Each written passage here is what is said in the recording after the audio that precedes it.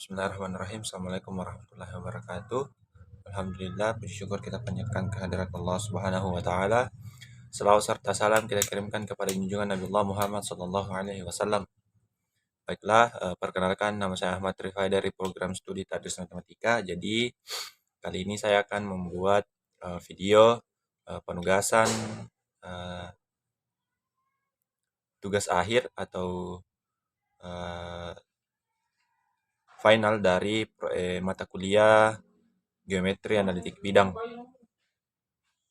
Nah, pada video kali ini atau pada penugasan ujian akhir semester mata kuliah geometri analitik bidang, ada beberapa pertanyaan yang telah diberikan oleh Bapak pengampu mata kuliah, yaitu Pak Zulfikar, dan akan dijawab pada video kali ini. Nah, yang pertama itu kita mulai dari bab pendahuluan. Pertanyaan pertama, jelaskan struktur materi yang telah dipelajari secara sistematis, terstruktur, komprehensif pada mata kuliah geometri analitik bidang. Nah, pada mata kuliah geometri analitik bidang telah dipelajari pada bab pertama, yaitu pendahuluan. Pada bab pendahuluan itu kita telah belajar bagaimana refleksi bar geometri, kemudian kedudukan geometri analitik dengan mata kuliah dasar, yaitu pada mata kuliah aljabar dan kalkulus. Nah, ketiga itu adalah sejarah geometri, kemudian peta konsep geometri analitik bidang. Nah, kemudian lanjut pada bab kedua, yaitu sistem koordinat kartesius. Nah, pada bab sistem koordinat kartesius ini kita belajar hierarki pernyataan matematika, kemudian sistem koordinat kartesius, kemudian sistem koordinat dalam tinjauan GeoGebra. Nah, kemudian pada bab 3 yaitu titik garis dan bidang. Nah, pada titik garis dan bidang kita mempelajari mengenai titik, kemudian garis, lalu hubungan titik, gradien dan garis, kemudian kedudukan titik terhadap garis, lalu sudut antara dua garis lurus, kemudian hubungan antara dua garis lurus, kemudian kita belajar bidang, lalu eksplorasi titik garis dan bidang pada GeoGebra. Nah, selanjutnya yaitu adalah pada bab 4, yaitu lingkaran. Nah, pada lingkaran kita belajar bagaimana definisi dan unsur-unsur lingkaran, kemudian lingkaran sebagai irisan kerucut, kemudian persamaan lingkaran, lanjut kedudukan titik terhadap lingkaran, kemudian kita pelajari jarak maksimum dan minimum titik terhadap lingkaran, kemudian kedudukan garis terhadap lingkaran, kemudian garis singgung lingkaran, dan kuasa satu titik terhadap lingkaran. Kemudian pada bab 5 kita belajar mengenai parabola. Nah, parabola itu pada bab parabola itu kita belajar bagaimana parabola sebagai irisan kerucut, kemudian definisi parabola dan unsur-unsur parabola, kemudian bagaimana persamaan parabola standar, persamaan parabola tak standar, kemudian kedudukan titik terhadap parabola, kedudukan garis terhadap parabola, lanjut bagaimana garis singgung parabola, kemudian eksplorasi parabola dalam tinjauan GeoGebra. Nah, lanjut pada bab 6 yaitu elips. Nah, di elips kita belajar bagaimana elips sebagai irisan kerucut, kemudian bagaimana definisinya, persamaan dasar, lanjut bagaimana klasifikasi jenis-jenisnya, kedudukan titik terhadap elips, kemudian kedudukan garis terhadap elips, lalu persamaan garis singgung elips, dan terakhir adalah tinjauan elips terhadap GeoGebra. Nah, bab 7 kita belajar bagaimana itu hiperbola. Nah, pada bab hiperbola itu kita belajar hiperbola sebagai irisan kerucut, kemudian definisi hiperbola dan unsur-unsur hiperbola, kemudian persamaan hiperbola standar, persamaan hiperbola tak standar tipe 1, kemudian ada persamaan hiperbola tak standar 2, kemudian ada kedudukan titik terhadap hiperbola, kedudukan garis terhadap hiperbola, dan hiperbola pada tinjauan GeoGebra. Pertanyaan selanjutnya adalah jelaskan bagaimana kedudukan geometri analitik bidang terhadap mata kuliah dasar lainnya seperti aljabar dan kalkulus. Nah, mengenai bagaimana keterkaitannya, konsep geometri analitik bidang pada kalkulus itu kita telah dibekali bagaimana pemahaman konsep mengenai sistem bilangan dan sistem koordinat, kemudian ada bagaimana penyelesaian persamaan dan pertidaksamaan, serta bagaimana konsep relasi dan fungsi. Nah, seperti yang kita ketahui bahwa pada konsep geometri analitik bidang, maka kita akan berkaitan langsung dengan yang namanya sistem bilangan dan sistem koordinat pada bidang kartesius. Nah, mengenai bagaimana kontribusi kalkulus terhadap mata kuliah geometri analitik bidang ini ada beberapa. Yang pertama, keterpaduan sistem bilangan real dan sistem koordinat baik pada kartesius maupun polar. Nah, kemudian bagaimana geometri analitik bidang ini akan menjumpai berbagai jenis persamaan standar dan tak standar. Nah, pada materi-materi yang akan dibahas nantinya akan ada persamaan-persamaan baik itu yang standar maupun tak standar. Kemudian kalkulus juga telah membekali kita tentang konsep relasi dan fungsi. Nah, mungkin pada semester-semester awal pada materi kalkulus itu kita telah dibekali bagaimana itu konsep relasi dan fungsi. Kemudian ada yang namanya kajian aplikasi turunan yang juga sangat erat kaitannya dengan geometri analitik bidang. Nah, mungkin itu bagaimana kaitan antara mata kuliah geometri analitik bidang dengan kalkulus. Selanjutnya, bagaimana keterkaitan geometri analitik bidang dan aljabar. Nah, pada kajian aljabar dalam geometri dapat ditentukan dalam beberapa subpokok pembahasan. Di antaranya itu adalah bagaimana penentuan jarak antar dua titik menggunakan konsep panjang vektor dan bagaimana panjang suatu segmen garis. Nah, yang kedua adalah dalam penggambaran grafik pada suatu sistem koordinat melibatkan atau mempresentasikan suatu persamaan. Nah, mungkin pada aljabar kita telah mempelajari bagaimana itu persamaan-persamaan yang ada pada matematika. Nah, pada geometri analitik bidang juga kita akan melibatkan dan mempresentasikan bagaimana itu konsepnya pada sub-sub materinya. Kemudian kontribusi aljabar dalam geometri analitik bidang itu bisa juga kita jumpai dalam konstruksi garis, bidang, bagaimana dan irisan-irisan kerucut. Nah, selanjutnya pada buku geometri analitik bidang atau pada buku yang kita jadikan sebagai referensi itu irisan kerucut berupa lingkaran, parabola, elips, dan hiperbola itu pengkajiannya tidak hanya dilakukan pada aspek grafiknya saja, namun juga akan ditekankan pada aspek aljabarnya. Nah, mungkin itu bagaimana keterkaitan antara konsep geometri dan bidang dengan mata kuliah dasar yaitu pada kalkulus dan aljabar.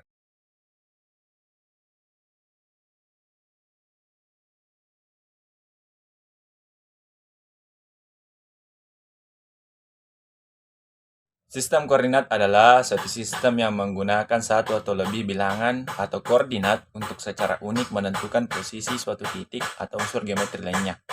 Kemudian, sistem koordinat itu terbentuk dari susunan dua jenis bilangan yang saling tegak lurus dan berpotongan di titik 0,0 dalam titik dalam dua dimensi.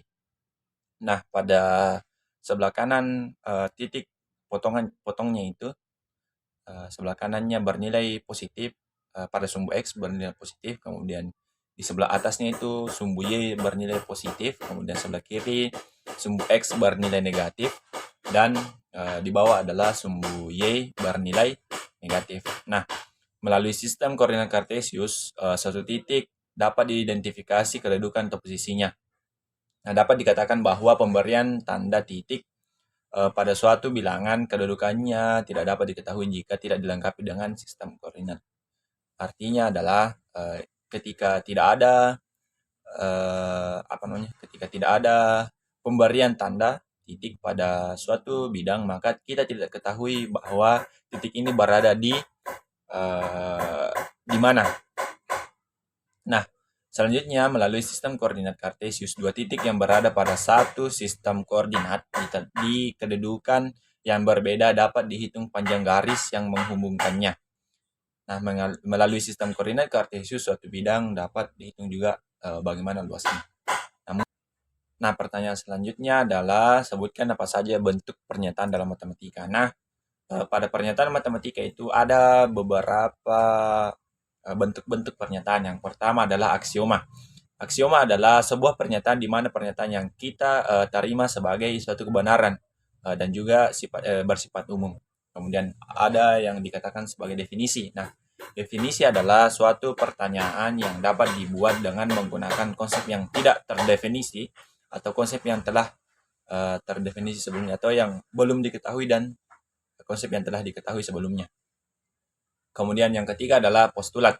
Postulat adalah suatu pernyataan matematika yang disepakati benar tanpa perlu dicari pembuktiannya dulu. Kemudian yang selanjutnya adalah ada preposisi. Nah, preposisi adalah suatu hubungan yang logis antara dua konsep yang ada. Kemudian teorema. Teorema adalah suatu pernyataan matematika yang masih memerlukan pembuktian dan juga pernyataan dapat ditunjukkan nilai kebenarannya. Atau dalam hal ini teorema adalah suatu pernyataan matematika yang betul-betul memerlukan pembuktian atau perlu dibuktikan terlebih dahulu bagaimana teori yang ada pada teorema, kemudian bagaimana nilai kebenarannya. Selanjutnya ada yang dikatakan lemma. Nah, lemma ini adalah suatu teorema sederhana yang mana dipergunakan sebagai hasil antara pembuktian teorema yang lainnya. Nah, pertanyaan selanjutnya adalah sebutkan tokoh-tokoh dalam peradaban Islam yang berperan dalam sejarah perkembangan ilmu geometri. Nah, tokoh-tokoh dalam peradaban Islam yang berperan atau yang berpengaruh dalam bagaimana perkembangan ilmu geometri ada Al-Khawarizmi, kemudian Thabit Ibnu Qurra, Abu Nas Mansur, Ibnu Ali Ibnu Irak, kemudian ada Abu Raiha Al-Biruni, kemudian yang terakhir adalah Ibnu Al-Haltam. Pertanyaan selanjutnya adalah apa yang Anda ketahui tentang GeoGebra? Yang saya ketahui tentang GeoGebra adalah GeoGebra itu sebuah aplikasi pembelajaran yang digunakan pada pembelajaran matematika. Nah, salah satu kegunaan dari GeoGebra itu sendiri bisa kita rasakan pada semester ini, pada mata kuliah Geometri Analitik Bidang, di mana GeoGebra itu menampilkan sistem koordinat baik pada sistem koordinat kartesius maupun polar atau pada sistem koordinat 2 dimensi dan 3 dimensi. Nah, GeoGebra ini sangat membantu mahasiswa dalam bagaimana mempelajari geometri analitik bidang itu sendiri, baik itu bagaimana langsung mengetahui letak titik atau ketika kita memasukkan titiknya langsung diketahui oh ternyata dia di sini, atau kita mampu tahu langsung bagaimana persamaan dari suatu irisan kerucut itu tanpa harus mencari persamaannya dulu. Tinggal kita masukkan gambarnya atau kita masukkan rumusnya atau kita masukkan persamaannya, maka gambarnya akan langsung tampil atau simulasi dari geometri itu langsung tampil. Mungkin seperti itu mengenai pemahaman saya tentang GeoGebra. Selanjutnya adalah bagaimana pertanyaan-pertanyaan dari bab 2 yaitu titik, garis, dan bidang. Pertanyaan pertama adalah jelaskan definisi titik, garis, dan bidang. Nah, titik itu sendiri merupakan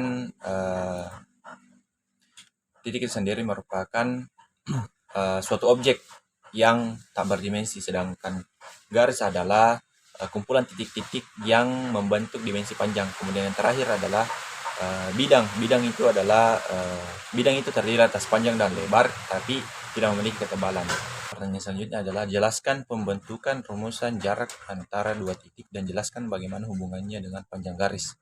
Nah, mengenai bagaimana menentukan atau pembentukan rumusan jarak antara dua titik. Misalkan kita punya titik A di sini, kemudian titik B di sini.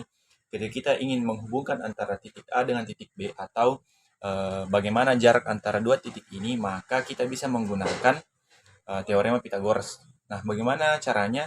Ketika kita memiliki titik di sini, kemudian titik di sini begini, kan di sini kita bisa lihat bahwa dia punya kemiringan, maka kita bisa membentuk garis atau sisi alas dan tingginya. Kemudian kita bisa mencari panjang dari dua titik ini menggunakan teorema Pythagoras, atau dengan kata lain kita bisa mencarinya dengan rumusan, yaitu panjang jarak antara titik A dan titik B itu atau sama dengan bagaimana panjang garis antara titik A dan titik B. Nah, jadi rumusannya adalah panjang garis titik A, panjang garis pada titik A dan B itu sama dengan A1 dikurang B1 kuadrat ditambah A2 dikurang B2 kuadrat. Nah, itu bagaimana menentukan atau membentuk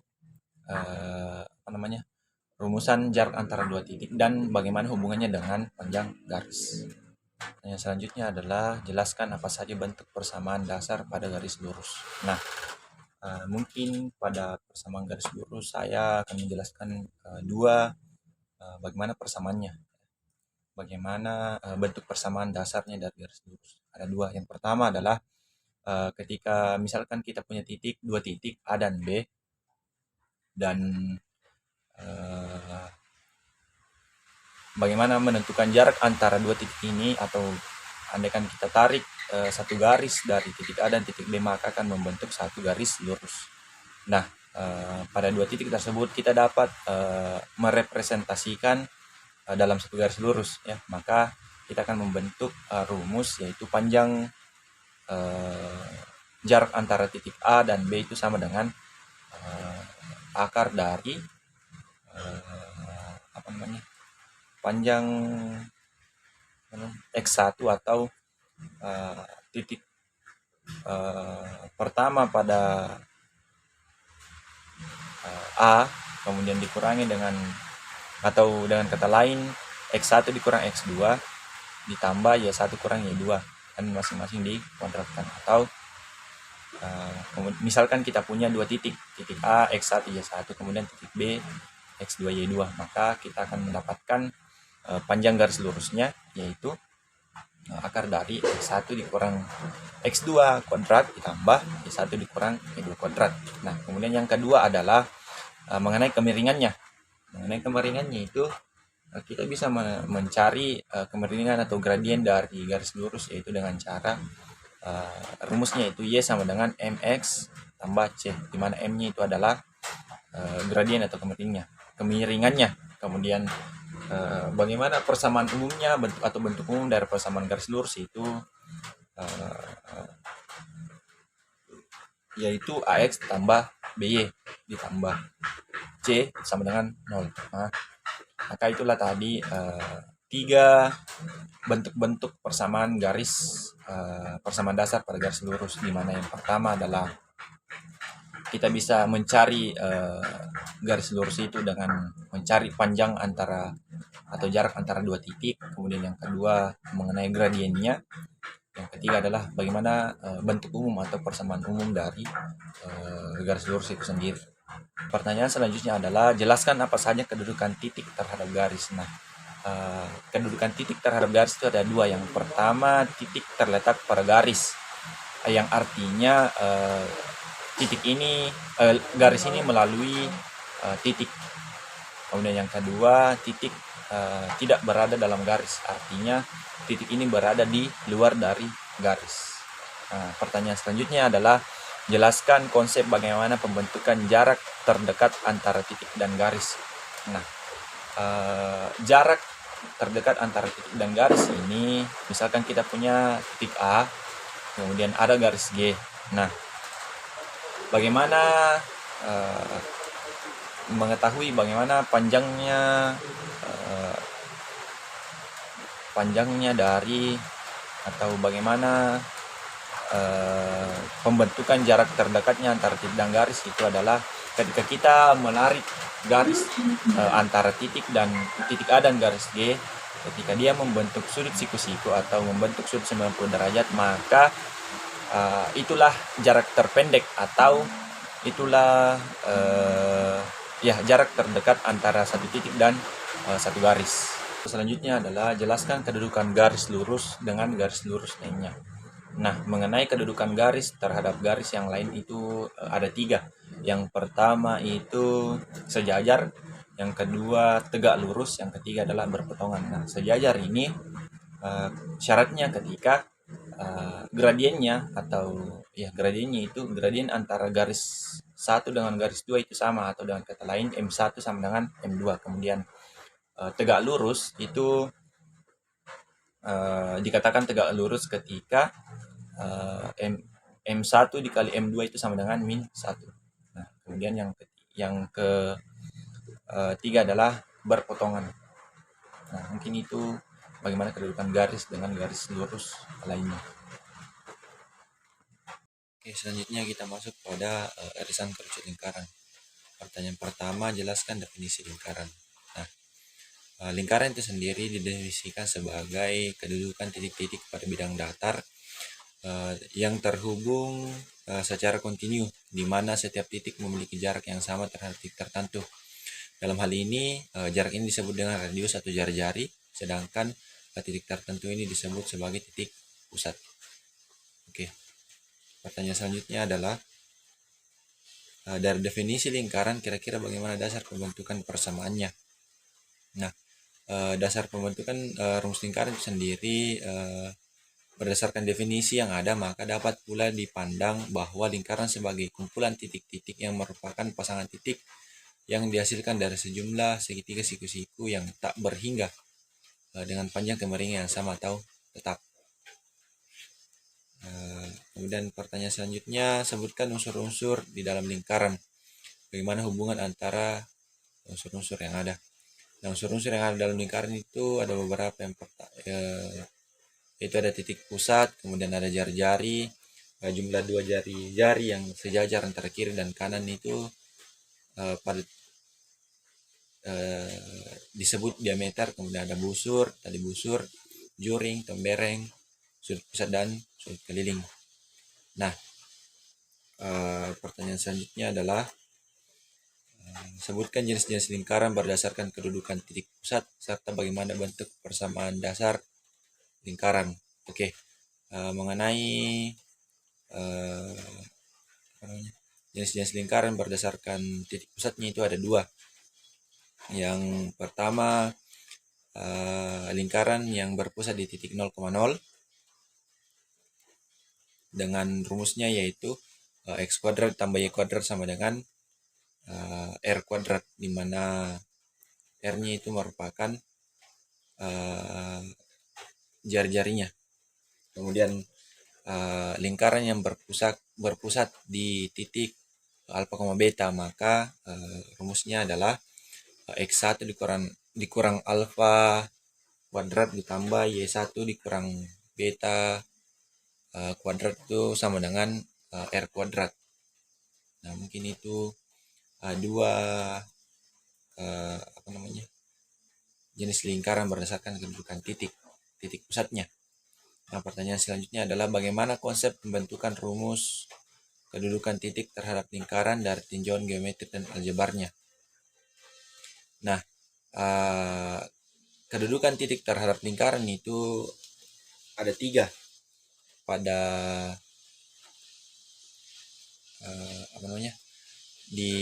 misalkan di titik x1, y1 berada dalam lingkaran, maka ada 3 bentuk kedudukan titik terhadap lingkaran. Yang pertama, titik x1, y1 itu berada dalam lingkaran. Kemudian artinya bahwa titik ini berada di dalam lingkaran. Kemudian titik x1, y1 itu berada tepat di lingkaran, di mana titik ini tepat berada pada lingkaran. Kemudian yang ketiga adalah titik x1, y1 berada di luar lingkaran. Oke, pertanyaan selanjutnya adalah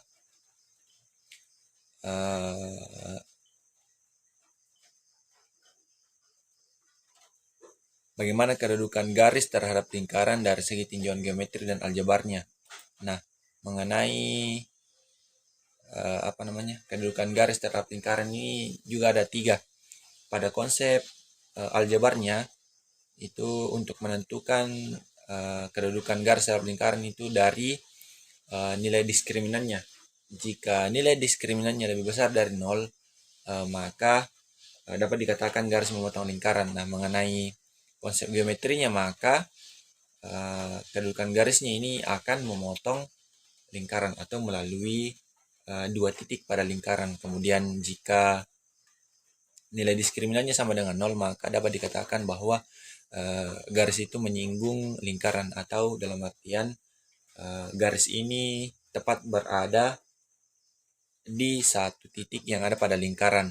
Kemudian yang ketiga adalah jika nilai diskriminannya lebih kecil dari 0, maka dapat dikatakan bahwa garis ini tidak menyinggung dan tidak memotong lingkaran.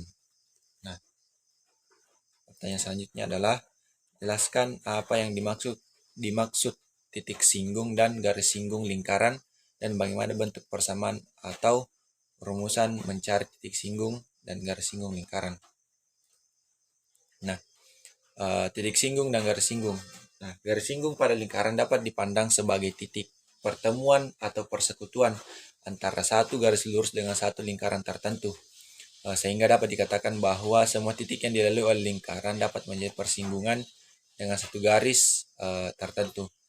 Nah, setiap garis lurus dikatakan menyinggung satu lingkaran apabila menghasilkan satu dan hanya satu titik pertemuan dengan lingkaran yang dikenal sebagai titik singgung, di mana rumusannya adalah X1 dikali X ditambah Y1 dikali Y itu sama dengan R kuadrat. Itu untuk lingkaran yang berpusat di titik 0,0.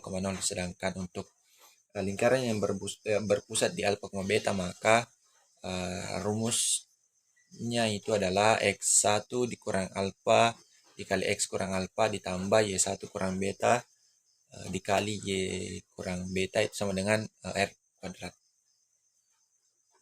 Baiklah, selanjutnya kita masuk pada irisan kerucut parabola. Nah, pertanyaan-pertanyaannya adalah yang pertama, jelaskan definisi parabola. Nah, parabola didefinisikan sebagai kumpulan titik-titik yang mempunyai jarak yang sama terhadap satu titik khusus dan terhadap satu garis tertentu. Nah, titik khusus ini dikenal sebagai koordinat titik fokus parabola, sedangkan garis tertentu yang dimaksud adalah garis direktris.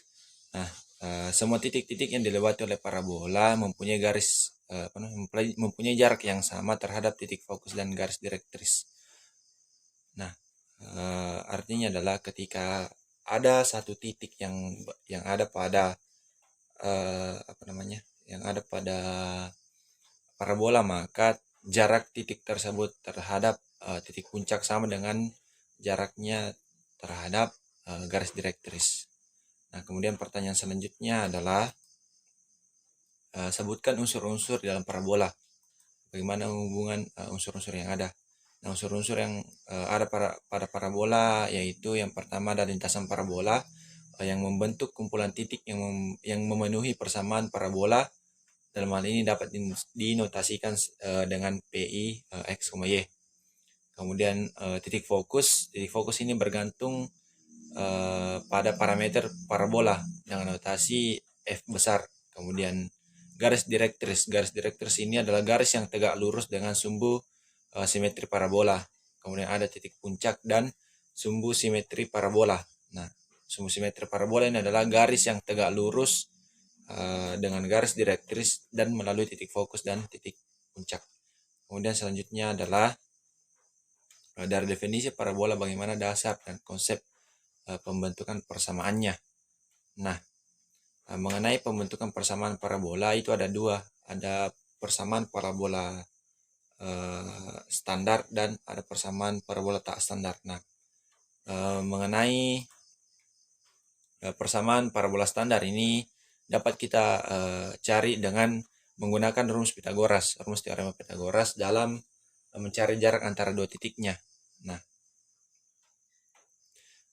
Dari definisi dapat dinyatakan bahwa jarak satu titik atau sembarang titik pada parabola itu ke garis direktur sama besarnya dengan jarak antara titik itu dan titik fokus. Maka kedua jarak tersebut disamakan untuk mencari persamaan standarnya. Nah, mengenai persamaan yang terbentuk dari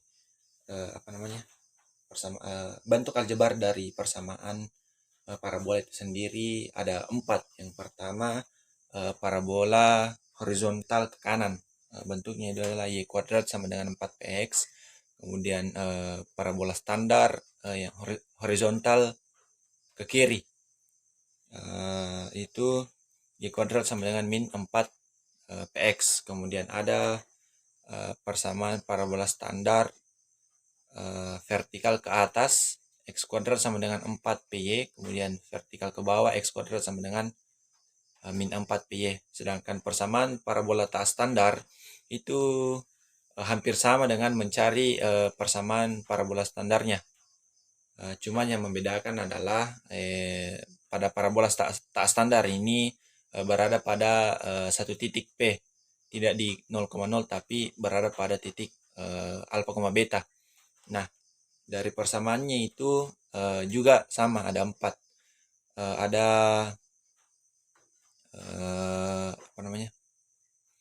ada yang horizontal vertikal,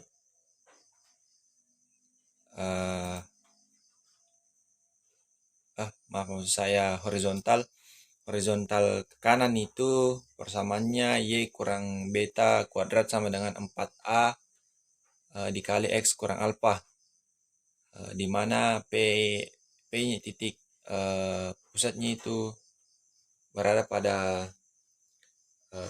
alfa, beta. Nah, maka parabola ini horizontal ke kanan. Kemudian y dikurang beta kuadrat sama dengan min 4a dikali x kurang alfa, itu di mana titik P-nya ini merupakan di alfa, beta. Kemudian vertikal ke atas itu x kuadrat x kurang a alfa kuadrat sama dengan 4a dikali y dikurang beta. Kemudian vertikal ke bawah itu x kurang a alfa kuadrat sama dengan min 4a dikali y dikurang beta. Kemudian pertanyaan selanjutnya adalah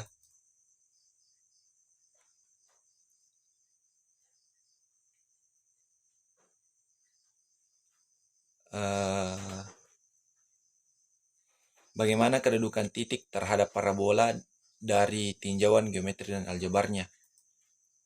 Nah, kedudukan titik terhadap parabola ini ada 3.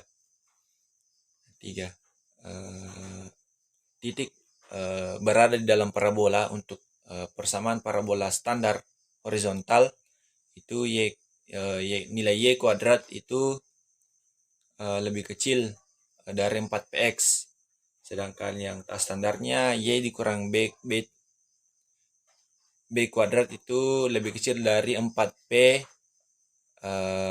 dikali x kurang a. Kemudian untuk parabola vertikal itu untuk titik di dalam parabola, maka x kuadrat itu harus lebih kecil dari 4py. Sedangkan untuk parabola tak standarnya x kurang a kuadrat itu lebih kecil dari 4p dikali y kurang b. Kemudian selanjutnya adalah titik berada pada parabola. Pada persamaan parabola standar yang horizontal itu y kuadrat sama dengan 4px. Untuk parabola tak standar y dikurang b kuadrat itu sama dengan 4p dikali x kurang a. Kemudian untuk parabola vertikal, parabola standar vertikal itu x kuadrat sama dengan 4p y. Kemudian untuk parabola tak standarnya itu x dikurang a kuadrat sama dengan 4p dikali y dikurang b. Sedangkan yang terakhir adalah titik di luar parabola. Titik di luar parabola ini persamaan parabola standar horizontal Y kuadrat lebih besar dari 4px, kemudian yang tak standarnya adalah Y dikurang B kuadrat itu lebih besar dari 4p dikali X kurang A. Nah, pada parabola standar vertikal itu maka titik di luar parabola ini persamaannya adalah X kuadrat lebih besar dari 4py, sedangkan untuk parabola tak standarnya adalah X dikurang A kuadrat lebih besar dari 4p dikali Y dikurang B. Nah, kemudian yang selanjutnya adalah bagaimana kedudukan garis terhadap parabola dari segi tinjauan geometri dan aljabarnya. Nah, kedudukan garis terhadap parabola sama tadi dengan bagaimana kedudukan garis terhadap lingkaran.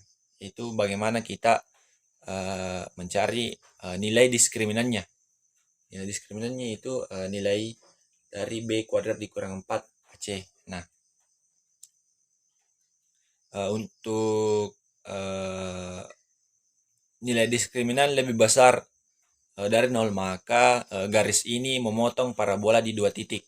Kemudian nilai diskriminannya sama dengan 0, maka garis itu menyinggung parabola. Sedangkan untuk nilai diskriminan yang lebih kecil dari 0, maka garis ini tidak menyinggung dan tidak memotong parabola. Ya, pertanyaan selanjutnya mengenai irisan kerucut elips. Yang pertama, jelaskan definisi elips. Nah, elips itu sendiri merupakan dua bidang parabola yang digabungkan secara berhadapan, di mana kedua titik puncaknya saling berjauhan dan membentuk jarak yang maksimal. Elips dapat dideskripsikan sebagai himpunan semua titik, di mana jika kita mengambil titik dari sembarang himpunan titik tersebut dan dihubungkan terhadap kedua titik tertentu, maka jumlah jarak setiap titik dari himpunan tersebut terhadap dua titik tertentu yang bukan elemen himpunan adalah tetap. Nah, dua titik tertentu yang dimaksud dikenal sebagai titik fokus atau titik api. Kemudian pertanyaan selanjutnya adalah sebutkan unsur-unsur di dalam elips, bagaimana hubungan antara unsur yang ada. Nah, unsur-unsur yang ada dalam elips itu ada beberapa. Yang pertama dikatakan sebagai titik pusat elips yang secara standar berada pada pusat perpotongan sumbu X dan sumbu Y. Dalam hal ini di titik O di 0,0. Kemudian titik fokus elips standar dinotasikan dengan F1 dan F2 yang berada pada F1 C,0 dan F2 0,C atau min C,0 atau F1 0,C dan F2 0,min C. Kemudian ada sumbu mayor dan sumbu minor elips, dan selanjutnya adalah sumbu utama. Nah, sumbu utama adalah sumbu simetri yang melewati titik fokus elips atau sumbu yang berimpit dengan sumbu mayor. Kemudian titik puncak elips standar berada pada A sama dengan X maksimum dan min A sama dengan X min, serta B sama dengan Y max dan min B sama dengan Y min. Selanjutnya adalah latus rectum, merupakan garis yang memotong elips dan titik fokus F1 dan F2 yang saling tegak lurus dengan sumbu mayor. Kemudian eksentrisitas adalah perbandingan jarak dua titik fokus dan panjang sumbu mayornya, di mana rumusnya adalah E sama dengan C per A. Kemudian garis direktris. Nah, garis direktris ini yaitu garis yang memotong sumbu X dengan persamaan X sama dengan A per E dan X sama dengan min A per E. Kemudian pertanyaan selanjutnya adalah dari definisi elips, bagaimana dasar konsep pembentukan persamaannya. Nah,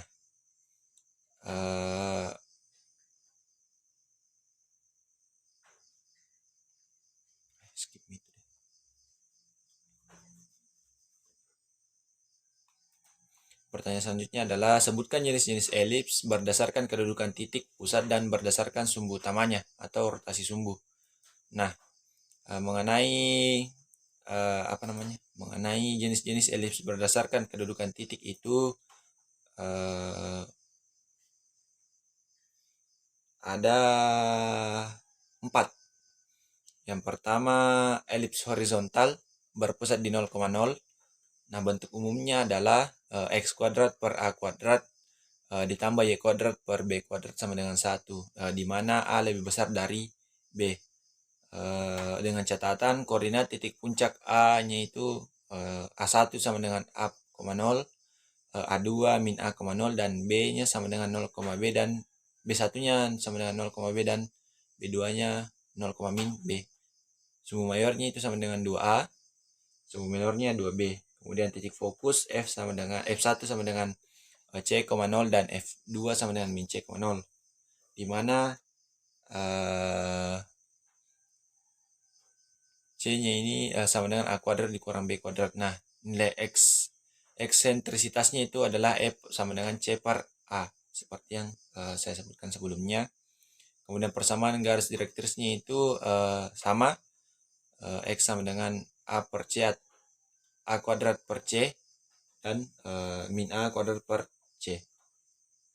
Nah, panjang latus rektumnya yaitu LR-nya sama dengan 2B kuadrat per A. Kemudian elips vertikal berpusat di titik 0,0, bentuk umumnya adalah x kuadrat per a kuadrat sama dengan y kuadrat per b kuadrat, atau sama dengan 1, di mana a lebih kecil dari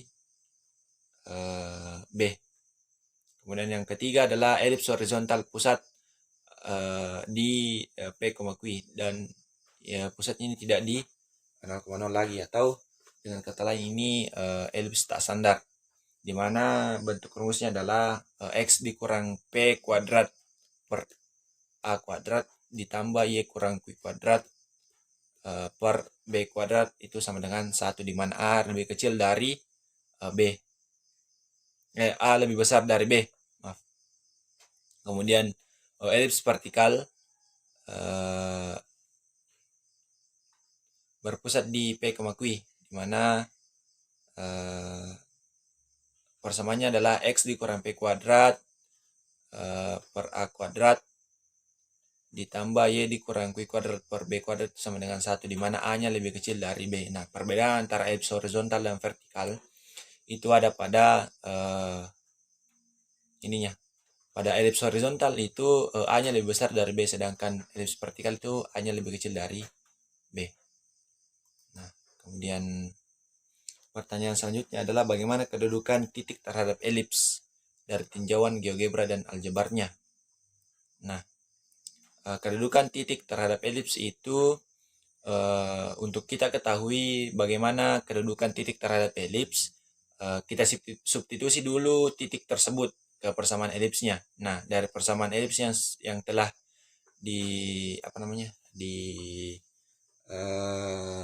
substitusi, maka akan terdapat 3 kemungkinan. Yang pertama, jika nilai ruas kiri lebih kecil dari ruas kanan, maka titik ada di dalam elips. Kemudian jika ruas kiri sama dengan ruas kanan, maka titik itu ada pada elips. Kemudian jika ruas kiri lebih besar dari ruas kanan, maka titik ada di luar elips, di mana bentuk persamaan yang akan disubstitusi nanti itu bentuknya adalah ini, x dikurang p kuadrat per a kuadrat ditambah y dikurang q kuadrat per b kuadrat sama dengan 1, atau ax kuadrat tambah by kuadrat ditambah cx tambah dy tambah e sama dengan 0. Nah, kemudian pertanyaan selanjutnya adalah bagaimana kedudukan garis terhadap elips dari segi tinjauan geometri dan aljabarnya. Nah, kedudukan garis terhadap elips itu